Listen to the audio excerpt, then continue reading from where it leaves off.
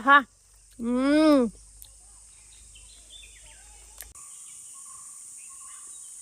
एवढी जांभळं काढलेली आहेत. अजून बरीच झाडावरती वरती सुद्धा आहेत, कारण ती पक्षी आणि माकडांसाठी ठेवलेली आहेत. थोडी आम्ही आता खायला घेतो आहोत. आणि इथं पानं आहेत, त्या पानांचाच एक छोटासा द्रोण सारखं करणार आणि त्याच्यामध्ये ही जांभळं अशी भरून घेऊन जाणार आहोत आम्ही. ही पानं काढलेली आहेत आणि काटे पण काढलेले आहेत करवंदाचे. तर आता ह्याचं असं पत्रावळ द्रोण सारखं बनवून घेते मी.